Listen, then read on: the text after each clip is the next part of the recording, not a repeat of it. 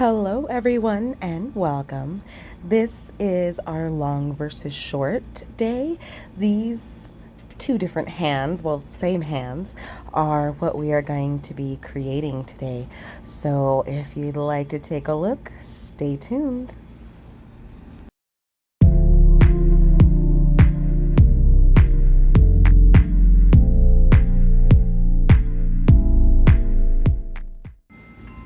This is the current set.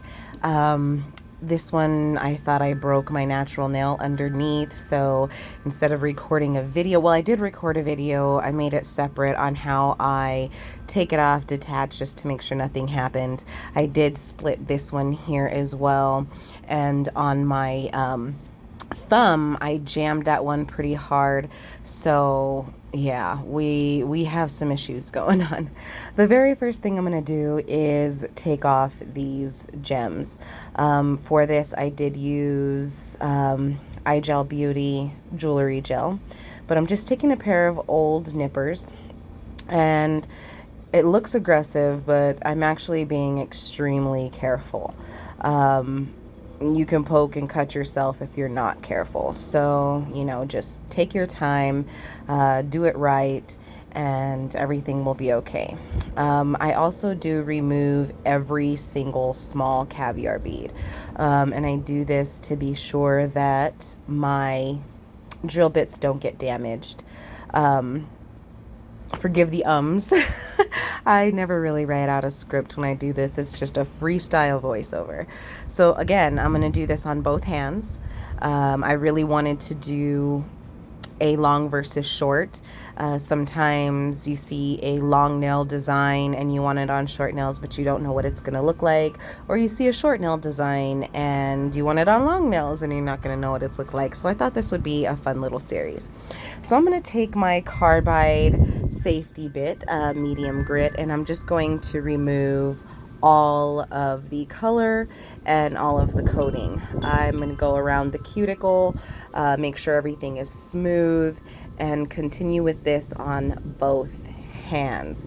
Now, I am now working with my dominant hand. I am a right hand dominant person, so I am going to put a few clips in here showing you how I drill, or should I say e-file, with my non-dominant hand.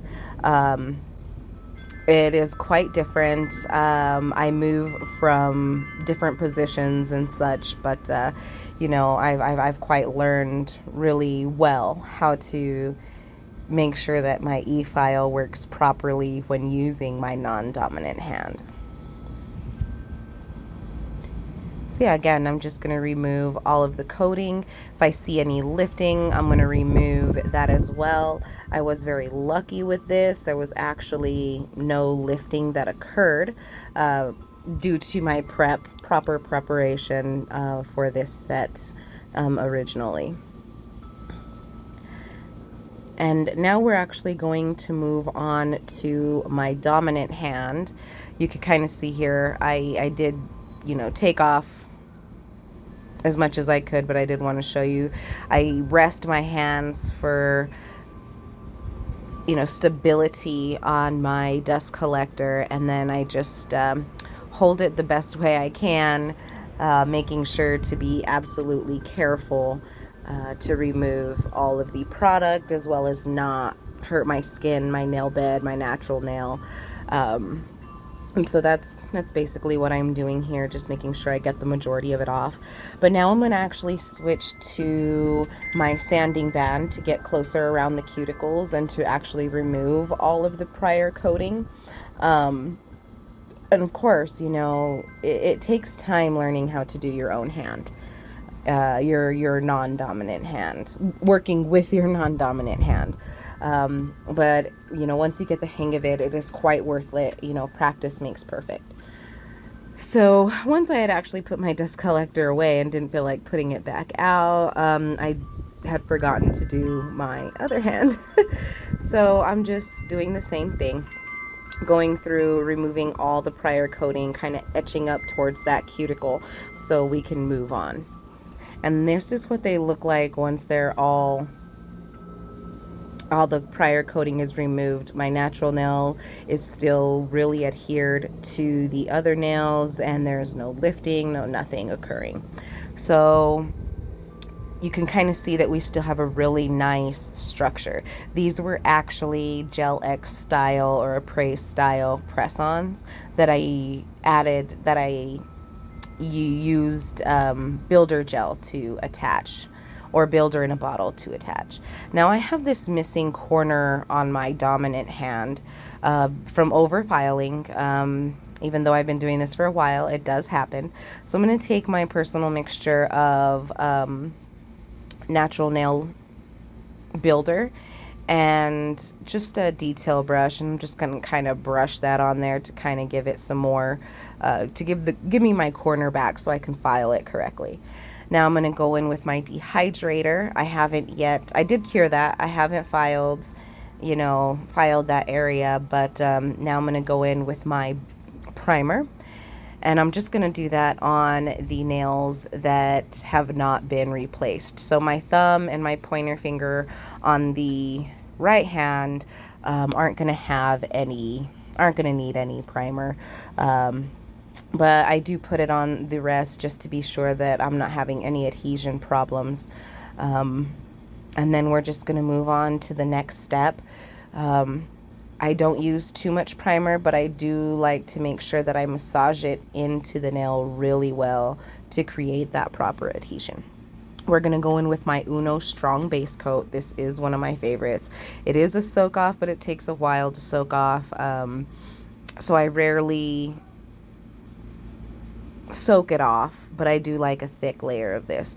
And I'm just going to coat that from the cuticle all the way to the tip just to start giving it, not the structure that I'm looking for or the apex, but really just to give it a full, how should I say this? A full barrier, a continuous barrier from cuticle to free edge. I'm going to go ahead and go through and do all of them on my left and my right hand.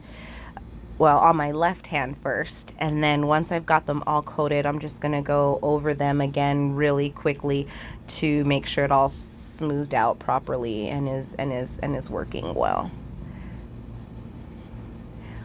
All right, so now that we've got them all coated and they look great, I'm going to go ahead, like I say, and just give them a nice sweep once they've settled. Sometimes, especially with this base coat, once you apply it, it kind of shrinks back inward instead of falling to the sides, which is one thing I do love about it. I never have to worry about filleting my cuticles unless I've done it on purpose. Again, I'm just going to go through and do that on my non-dominant hand as well. I'm going to paint it on my right hand, and you can still see that at this point I haven't touched or filed that area that I added to my natural nail.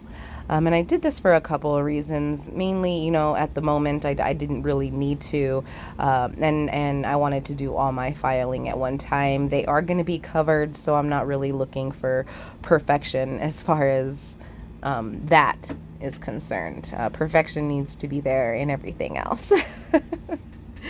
So once I've got that base coat completed and cured, I'm going to take this sculpting gel in the number 7. It's got this beautiful light dusted rose color. I actually grabbed too much, but I do like, even though it's non-self-leveling, you can still do a great job with this without having to go through and file some more. So I do like to do my slip layer, getting as close to the cuticle as possible, creating kind of like a boundary, and then I will go through with a larger bead and just kind of build up that cuticle area and then slim it down towards the free edge. This will eliminate me having to do more filing than I want to. I'm going to have to file regardless because this is, non-self-leveling, but the strength to it is amazing.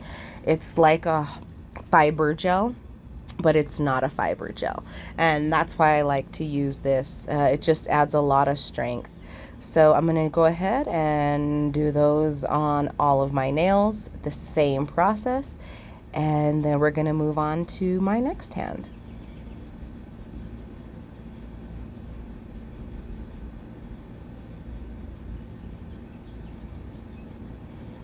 One thing that I do notice that I do a lot of is I tend to float a lot of my product, especially when I'm in the building process. In this area, I really like to massage it in and make sure it gets adhered to the nail that's already attached. But I do like to float, you know, it's a gel, so you kind of want to float the material and do as well as you possibly can to keep the shape. And I don't know about you, but do you guys have a favorite finger that you love to work on? Because this one is mine. I absolutely love to work on this finger. I always feel like it comes out the best. Always looks the greatest. But I don't know, do you have a favorite finger of yours that you need to paint? Leave it down in the comments and let me know. I'm just curious if I'm weird or not. And this is what they look like. You know, it's got that really nice soft glow, and that's exactly what I was looking for. And like I said, we're moving on to the next ones. I didn't really need to add anything to this one, but I did do a thin layer just, you know, to keep it strong. So I must have deleted the footage of me actually filing that particular corner on that middle finger here. But because these are so short, I'm going to go ahead and go through and do a thin layer, my slip layer on all of them without curing, and then I'm going to return to the thumb and move from the thumb to the next, because this product doesn't move.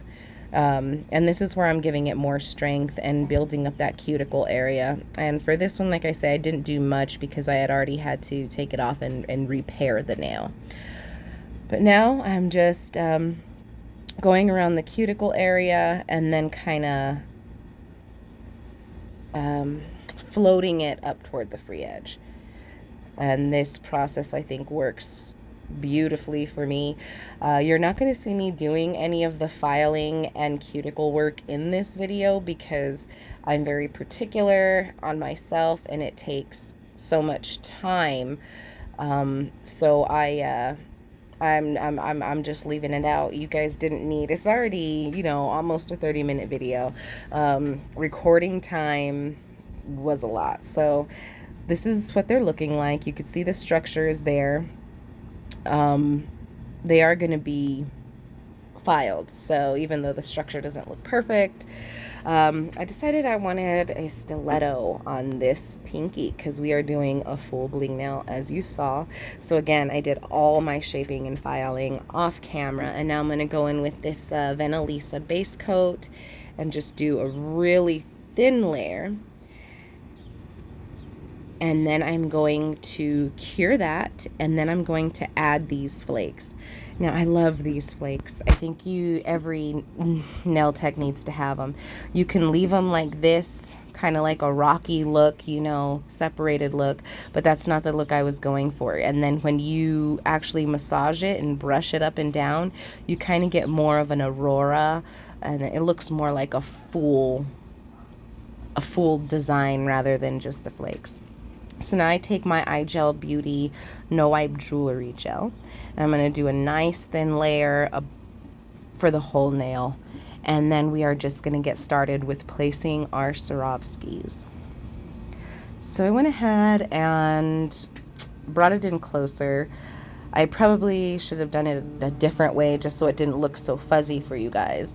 But of course, I start off with my smaller stones on the top and towards the cuticle and towards the ends, and then I go in with larger stones toward the middle.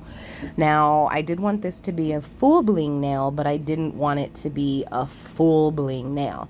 So you can see I'm leaving spaces in between, and that's exactly why I used this color of flake. It matched perfectly.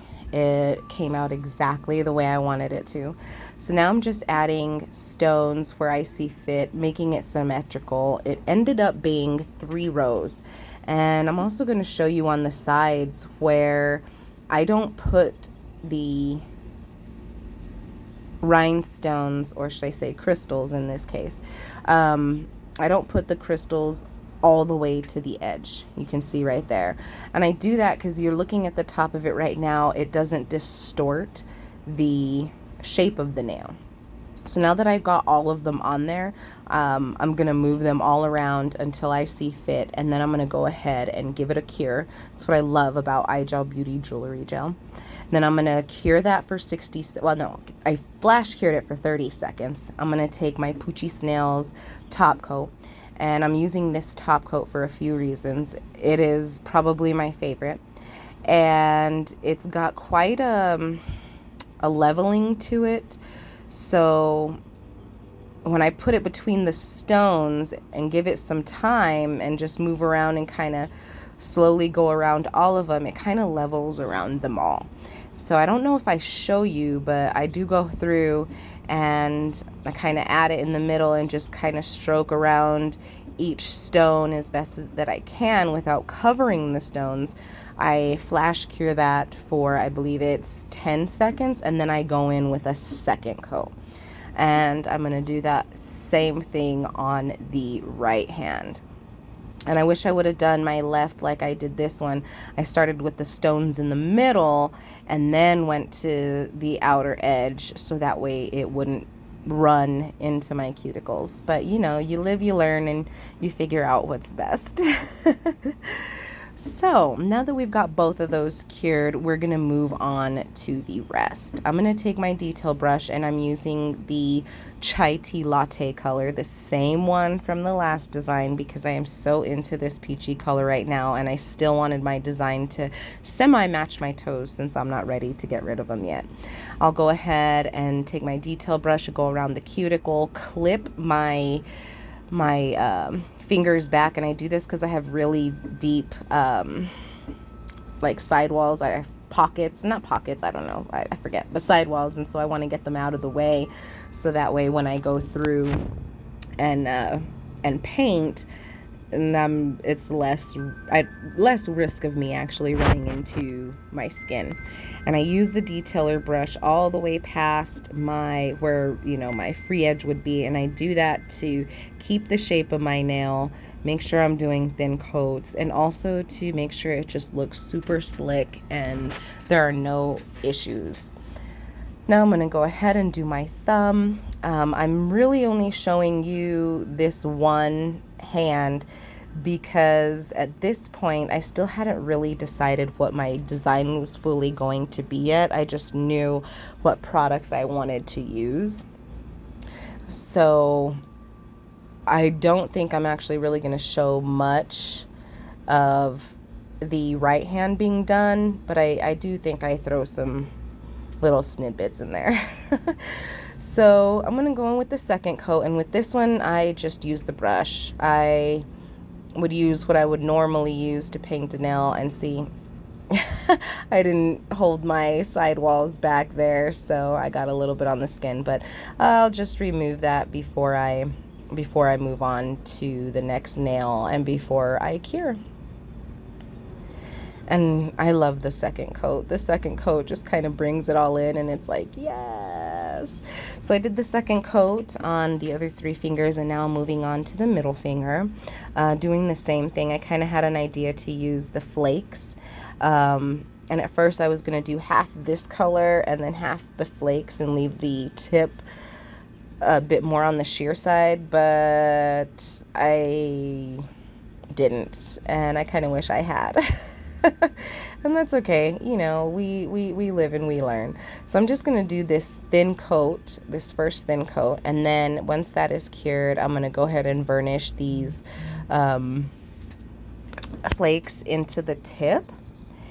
And I'm kind of going for like an ombre effect, so to speak, and it didn't quite come out the way I wanted it to, but it actually came out looking really nice, so I am quite excited about that.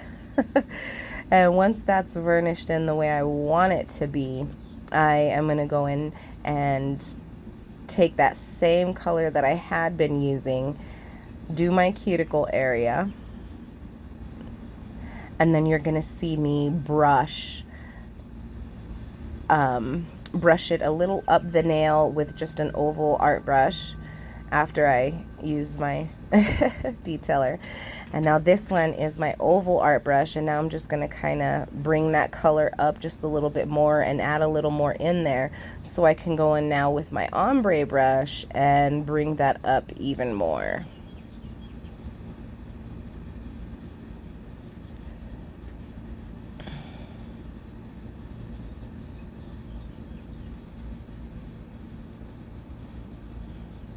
Every now and then too, once I have a lot of color on my brush, I will go ahead and wipe it off on that silicone mat that you see there.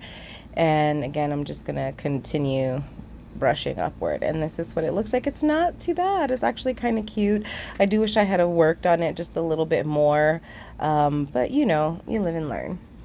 And so now I'm taking the same iGel Beauty Jewelry Gel, and I'm going to rub that over the bottom of the nail, the cuticle area of the nail. Now, you're going to notice I only do gems on these two nails, and there's actually a reason for that. I have natural hair, so I spend a lot of time in my hair, and the fingers that I most use are my thumbs and my index. So I do try and make sure to not have gems in areas that are going to pull and snag on my hair. And that's all it is. You know, you can do gems anywhere you want if you're not too worried about it. But with this design, I am adding these caviar beads. And I do it little by little and just continue with my design until I'm satisfied, moving them all around, adding caviar beads where need be, and so on and so forth.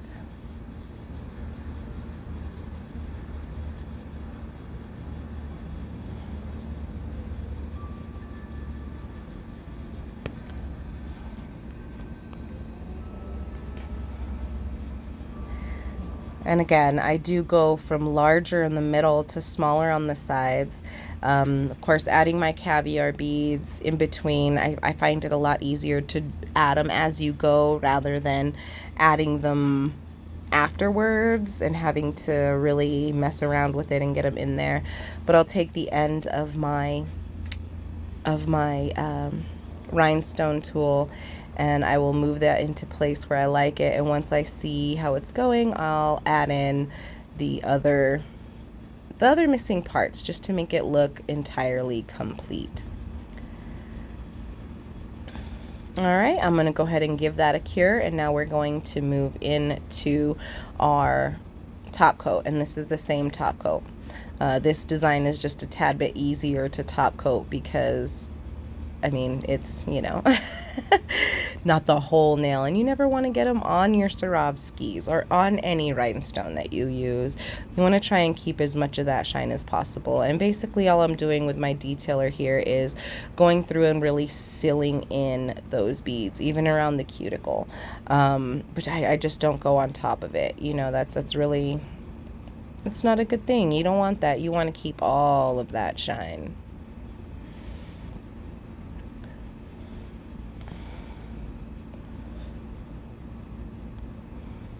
And now I'm going to top coat the ring fingers and my thumb.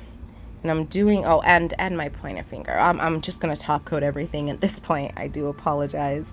But I am top coating everything because I want to do a chrome design on my thumb and my ring finger, just because they were looking a little plain, and I thought, you know what, why not just add a little something in there. So like I say, I top coat it, and now once I've cured it completely, I didn't show it, but I buffed it and got rid of the shine entirely. So now I'm just using my own mixture, which I like to call my chrome gel. I made this one white. Use white, your chromes will come out lighter. Use black, they come out darker. Some look better with white, some look better with black. But this design, I wanted it to be a lighter, a softer gold. So once I get that line there, I'm going to draw the other one, and then I'm going to pop it in the lamp for 60 full seconds, and we will move on to actually rubbing the chrome in. And I'm not looking for any rhyme or reason or perfection here. I just wanted it to be unique, abstract, nothing special.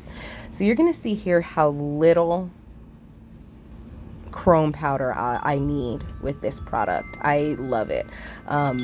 It's really a mixture of like 3 or 4 different things that I thought would be special for this particular. It's not top coat, so you know you can use top coat as well, but I've always had issues with this, so I needed something else, and I think this is fantastic. So now I'm going to brush that off really good. Then I'm going to feather dust the whole area around my hand and top coat and cure. And like I say, I don't think I showed from this point on any of the left hand or my right hand being done. But thank you guys so much. I really hoped you enjoy this. I really hope this video will earn your subscription. I noticed that 98% of you who are watching my videos aren't subscribed right now. And if this design and this video would be the catalyst to you subscribing, I would really, really appreciate it. We are going to continue with this long versus short look. I think it'll be really beneficial. Just, you know, so we can see it. I mean, look at that. It just, they look so cute. Those are so cute. The long ones are gorgeous. They're both so gorgeous. So thank you so much, you guys, for watching. I really appreciate your continued support. Please leave your comments down there and let me know, you know, what you think. You know, is this a design that you would, that you'd consider putting on yourself, or would you rather something else? Either or, let me know. Again, thank you guys so much for watching. I truly hope I've earned your subscription today. Let me talk right. And I look forward to seeing y'all in the next video. Bye.